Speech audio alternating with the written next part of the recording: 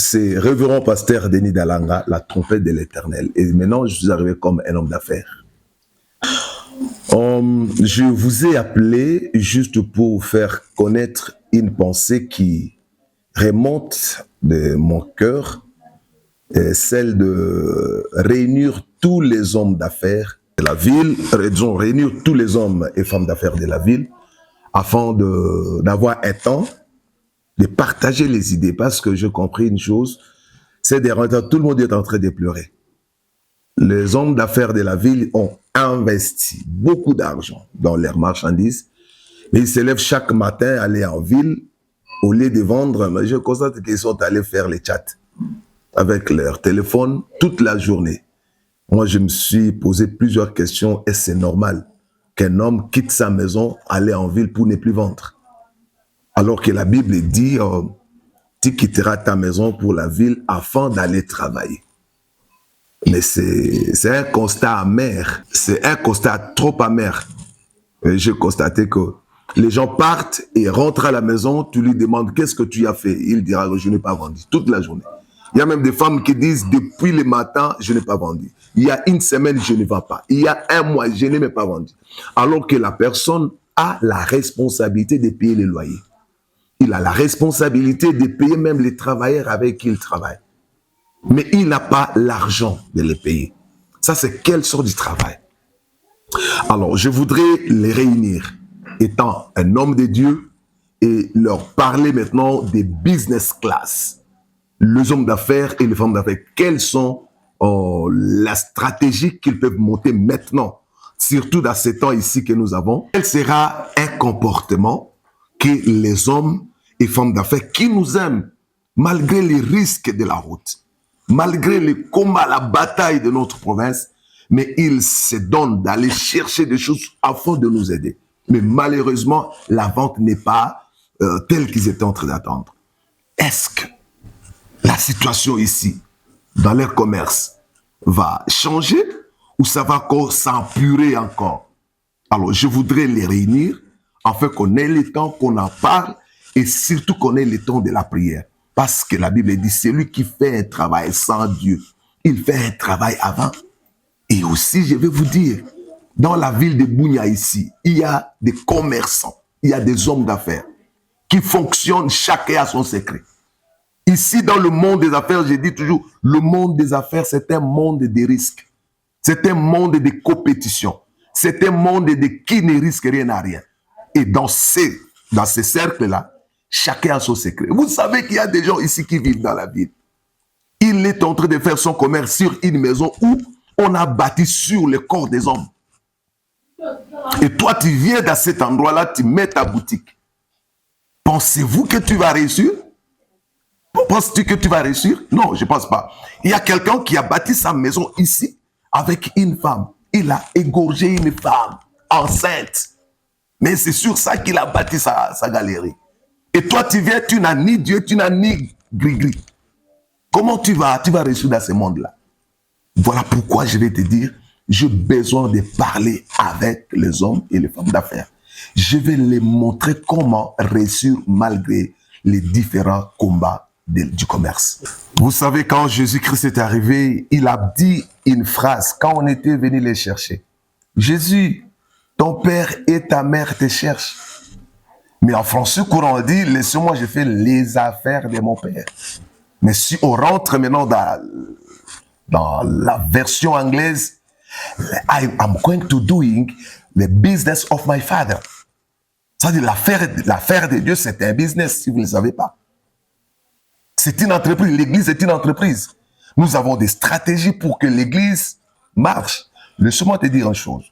Quand tu commences une entreprise, l'entreprise est considérée comme ton enfant, comme un bébé. Quand un bébé naît, le parent met tout pour que cet enfant-là grandisse. Il met l'argent pour les pampers, pour les tricots et même pour les laits. Et si l'enfant est bien gardé, à un moment donné, l'enfant grandira. Et c'est l'enfant maintenant qui va venir au secours de son parent.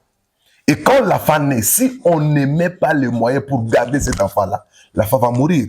C'est ainsi que l'entreprise, je peux le considérer comme un enfant pour celui qui l'a entrepris.